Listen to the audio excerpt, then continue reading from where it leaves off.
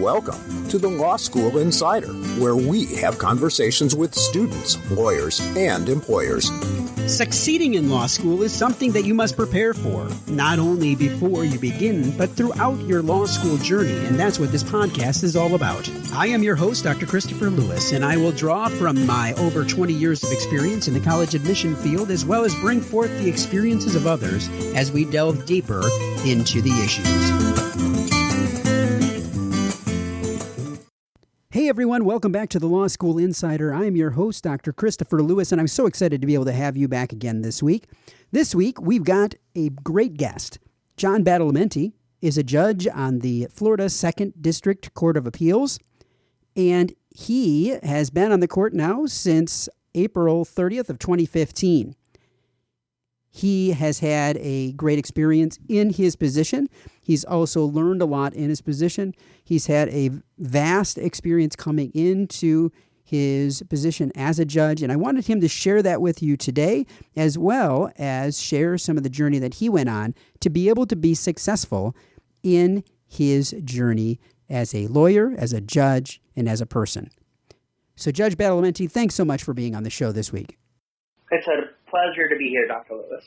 No, thank you for being on the show. I really appreciate it. And I wanted to start by turning back the clock, because I always start the show by turning the clock back just a little bit to be able to get a better perspective of what it was about the law that drew you in, sustains you today, and really was the catalyst for your starting point for your journey in the law itself? Well, that's a great question. When I was in elementary school, my mother worked as a bookkeeper in the federal court system in Manhattan in the Southern District of New York. So during summers, I would ride the subway train from Brooklyn to Manhattan and meet my mother for lunch.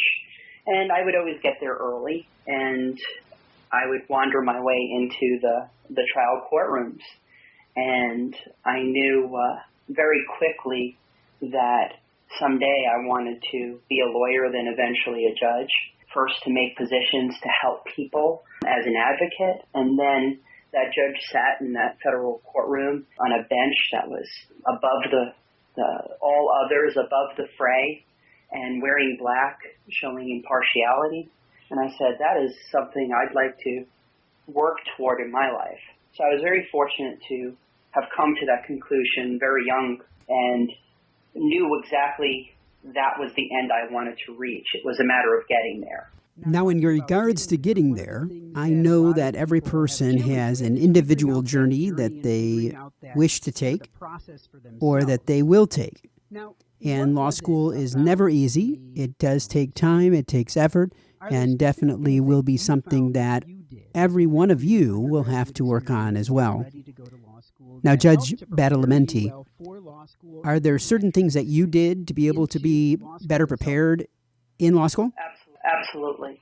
I made the decision that if I was so certain I wanted to be an attorney and then eventually be fortunate enough to become a judge, that the best way to determine if indeed that was the right answer for me and whether or not I could operate within the ecosystem, the legal ecosystem, was I worked for free an awful lot. As an undergraduate, I volunteered in law offices and in the sheriff's office and their legal counsel, and I sat and gave my time away in exchange for shadowing lawyers, shadowing judges, because in the end of the day, making that informed decision before you pull the trigger and taking your law school exam, law school admittance exams, is very important. So for me, I was fortunate that during my undergraduate internship experiences, I was able to underscore the fact that I said, yes, this is indeed what I want to do someday. Well, you got into law school. You were able to start your journey. You were able to have the experiences that you did. And during those experiences, you did run into challenges.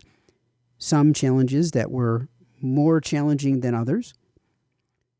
So for those students that do run into challenges, that may come in with concerns or challenges about their ability to be successful, or if they run into challenges while they're in law school, what would you say to them And what advice would you have for them?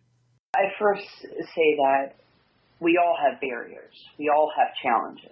Anyone that would say that everything is easy is lying to you. So in some way, we all have some kind of barrier to get to where you want to go. So for me, when I was an upperclassman as an undergraduate, I noticed that I had some difficulty driving at night. And it turned out that I needed some significant eye surgeries, 2 different ones while in law school, that effectively lost my vision for very long periods of time while in law school. So I had to learn how to learn differently. So I used to be able to sit down and read 100 pages of a textbook as an undergraduate and get through things rather quickly. It was more difficult to do that when my eyes would not cooperate with my brain. So one of the things that I would recommend folks doing is, for whatever your barrier is, or whatever thing that you believe is difficult for you to cope with on a daily basis, I would talk to individuals that are at the school in which you're applying and ask, how is it that they go about receiving any services? So at my law school, they had an overarching student services program that helped individuals with varying types of disabilities, from individuals that were blind to individuals that were deaf, and for individuals with various learning disabilities. And they were able to provide me examinations in larger print when they were handed out to me in hard format. That was one way that I found that it was easy for me to, cope with test taking. The other thing was, if there were lectures prepared and they were using overhead projectors, the professors would gladly give me whatever it is they were projecting onto an overhead or through an Elmo. These days, they would simply give it to me in hard copy format before class so I could follow along.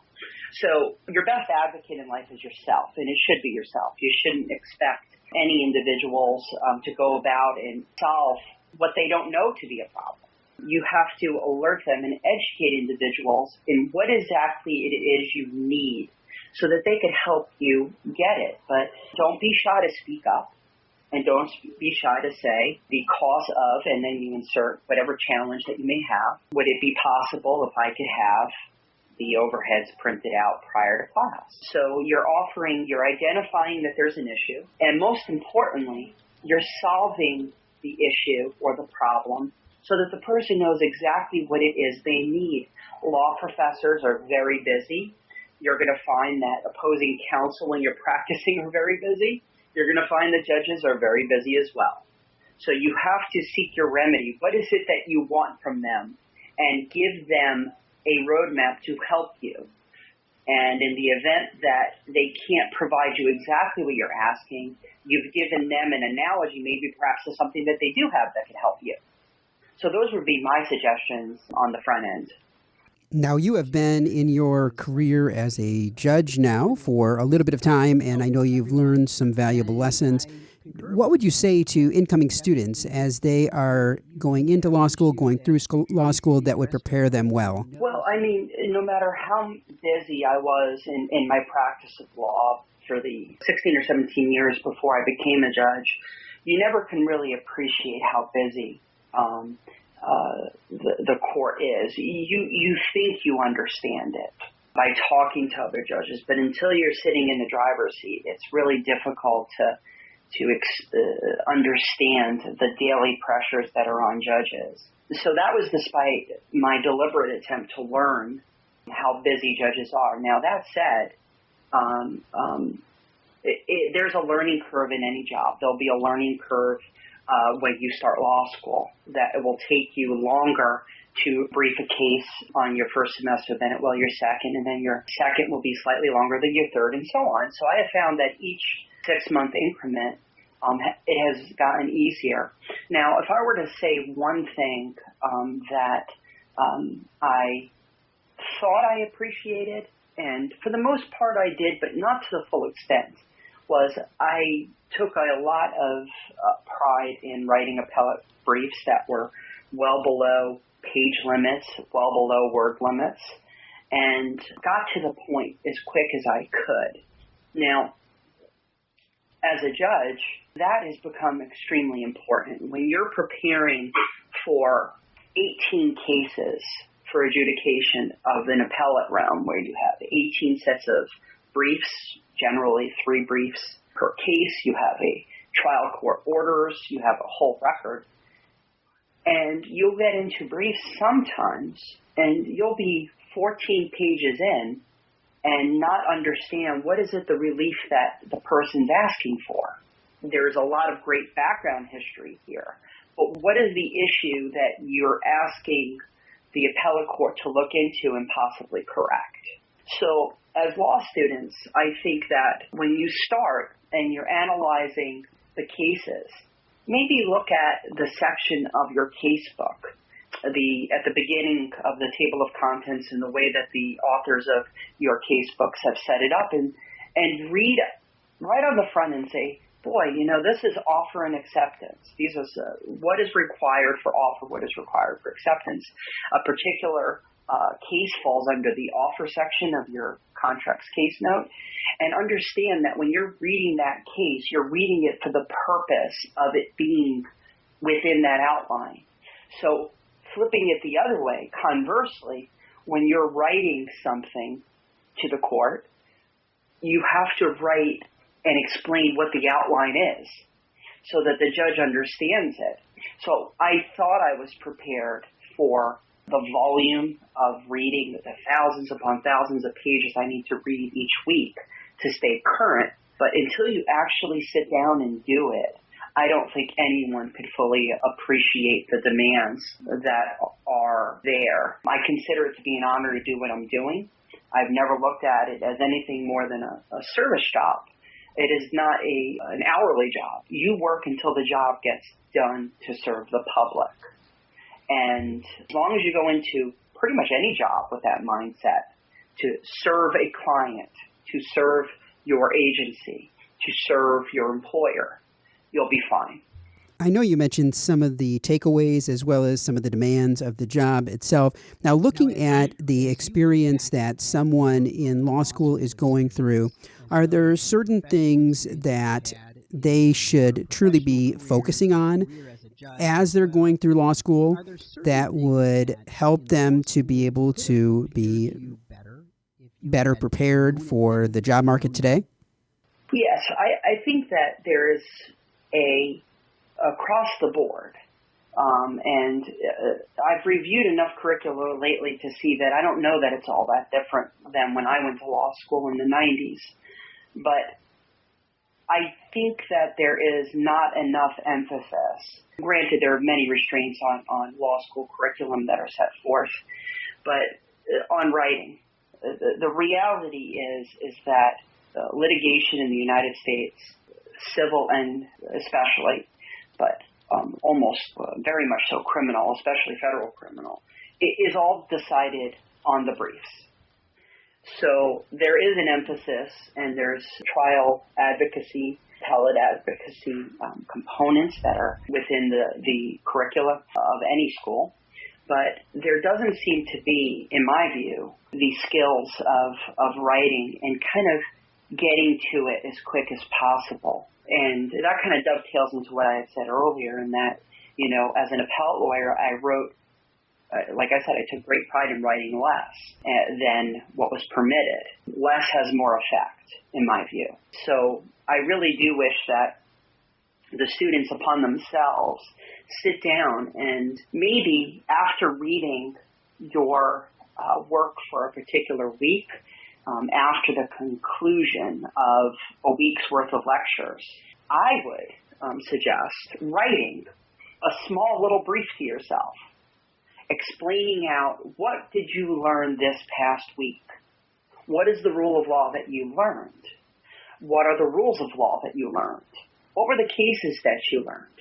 And explain, just start writing that in case X, this happened because of this. But unlike case X, this was the result because of that. And if you get into that routine early in your law school career, you'll find yourself in a better situation of learning the essential components of persuasive writing, and it won't be as much of a shock to you when you take your legal drafting classes later on and you do your law review write-on competitions or other journal write-on competitions. But more importantly, when you become in the practice of law, unless you do a very, very narrow subset of lawyer jobs like state public defender or state prosecutors, you're going to be writing as an essential component of your legal job. So why not start that skill sooner? And I say it also because I found when I did it, eventually, not my first year, it also provided a way of reinforcing what you learned in that previous week's worth of lectures. Great advice, and I really appreciate you sharing that today. And now I know that you just got reelected to the bench after being appointed the first time. And I know that many people don't understand the whole process of running to become a judge and the process of being a judge itself. Could you give us a little bit of understanding in that whole process? Well, yes. In my state, in Florida, appellate judges are appointed by the governor and then stand every 6 years for a retention vote of yes or no. So because of that, there really isn't any election or campaigning type things that you do. In fact, you're not ethically permitted to campaign as an appellate judge or defend yourself if there are any articles written by folks disagreeing with what you've done. I've been fortunate that hasn't happened to me as I stand for the first general election, which is, for me, it worked out to be 18 months, then it'll be every 6 years after. Now, individuals who I've known that have ran for election to the trial court bench, which is the overwhelming majority of judges in the states are trial judges. In Florida, we have approximately 1,000 state judges and maybe 80 appellate judges in the whole state of Florida of that 1,000. Those individuals have a plan in mind. They don't wake up one morning and say, you know what, I'm going to be judge, so I'm going to be a judge tomorrow. It takes first establishing yourself as an honest, hardworking, and zealous advocate, gaining the respect of your peers, gaining the respect of the judges whom you appear before, and always playing above board. That's first and foremost. Gaining that solid reputation, you'll find when you reach out to individuals in your respective community, expressing your interest to join the bench, you're going to find, at least I have seen and heard, individuals wanting to lift that person up into those judicial positions by raising money for them for the trial court level for running in opposition, for marketing that particular individual so that that individual's reputation of being a smart, zealous, respectful, and collegial advocate is out there.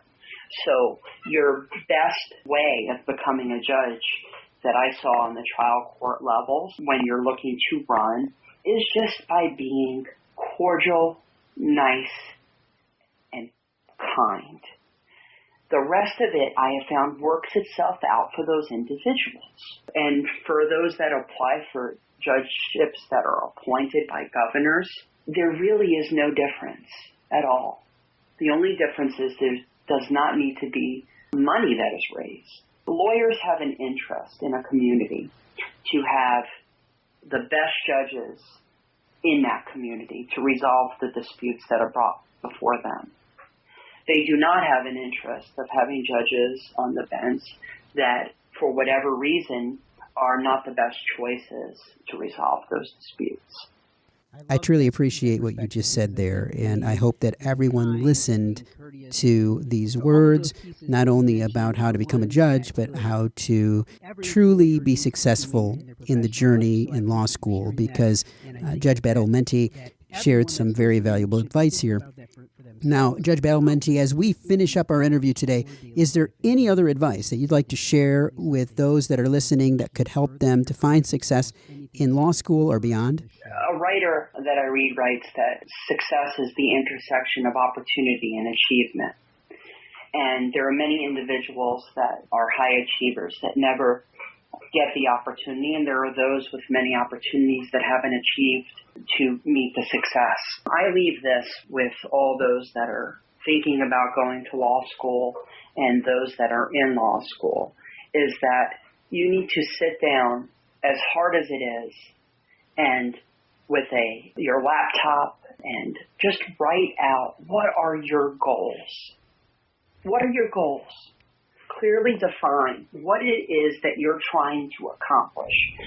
So the overarching goal for me on the professional side was to someday serve as a judge. Then you have sub-goals underneath that. You don't just become a judge. You then have to go to law school. What is it that you need to do to get into law school? And you write down all the activities that are needed to accomplish the goals that you're setting. And on that same piece of paper, you have to also sit down and say, success is not one-dimensional. Success is not simply that you get into X law school and graduate first in your class. Success is the whole person. Success you need to be happy in your own life.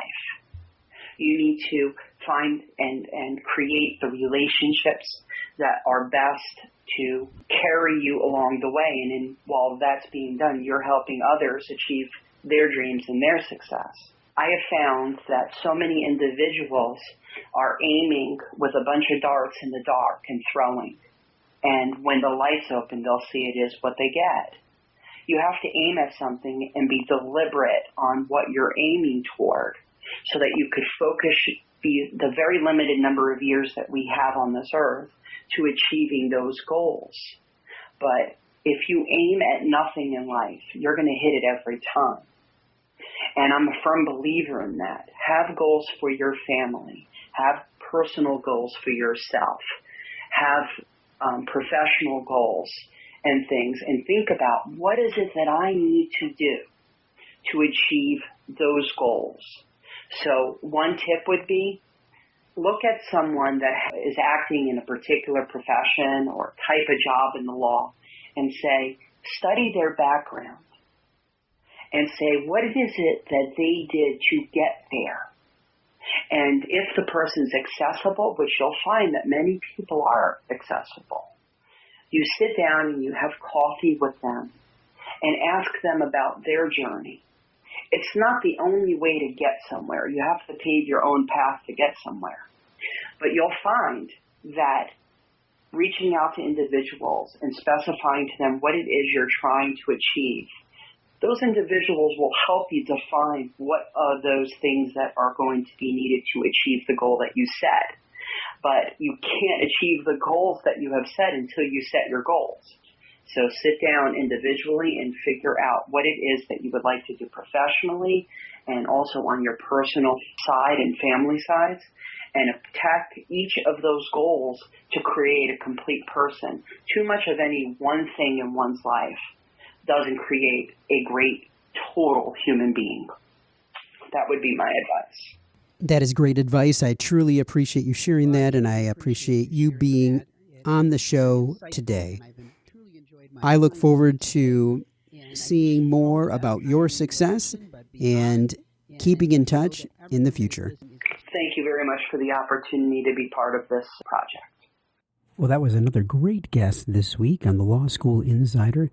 If you have an interest in being a guest on the show, drop me an email at lawschoolinsider@cooley, COOLEY.edu. And thank you all for listening today, and remember, you have the ability and right to take control of your law school's success. I hope you'll continue listening, creating a plan for success that will prepare you to achieve the dreams that you have set for yourself.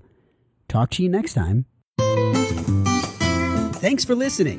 You're on your way to being a law school insider. Please subscribe to stay connected and come back again next time as we speak to more students, lawyers, and employers.